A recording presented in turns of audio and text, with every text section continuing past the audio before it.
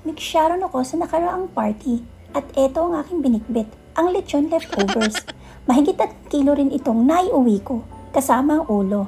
Naisip kong gawing lechong paksiw kaya eto, lutuin na natin. Nagsangkotsa lang ako ng tinadtad na isang buong bawang at 3 medium-sized na sibuyas. Kapag nagbago na ang kulay ng sibuyas or naging translucent na, ilalagay ko na ang karne ng lechon. Sa tansya ko, nasa 1.5 kilo ito.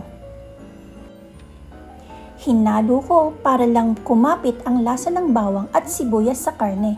Halo lang ng halo. Nga pala, nilagay ko na sa description ng mga ingredients at nutritional value ng lulutuin ko para hindi ka na mahirapang kumopya.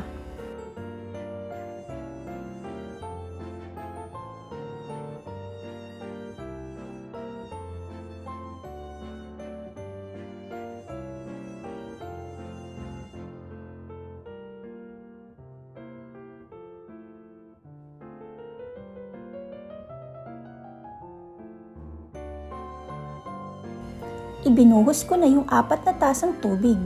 Pakukuluin lang ito ng 15 minuto.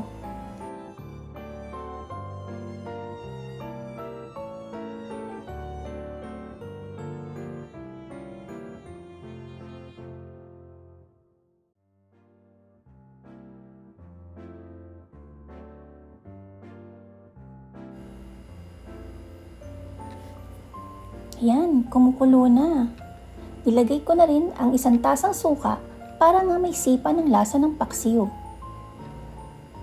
Pinakuluan ko lang ulit ng 5 minuto, hindi ko hinalo at hindi ko rin tinakpan. Pagtapos ng 5 minuto, nilagay ko na yung paminta at dahon ng laurel.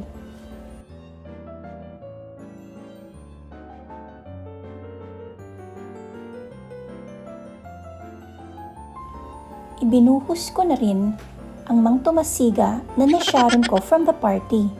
Mahigit sa kalahating bote ito, tansya ko, nasa 250 ml. Sinama ko na din itong 1 litro na Sharon lechon sauce.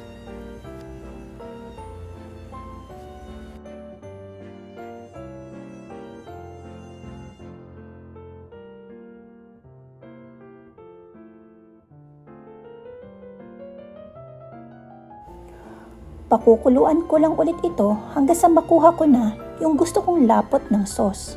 Depende rin ito sa personal preference. Kung malapot ba or malabnaw ang gusto mo, kayo na ang magtansya. Optional din ang asukal. Di ko na nilagyan, matamis na kasi yung sauce niya. Malabnaw pa. Hininaan ko na nga pala ang apoy para hindi masunog ang ating niluluto.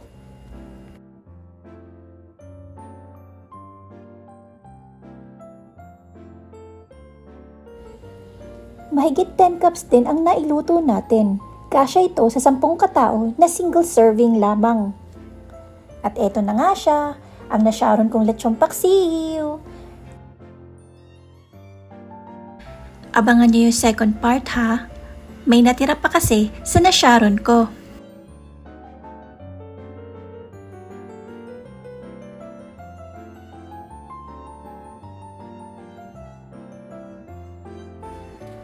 See you next time. Bye-bye!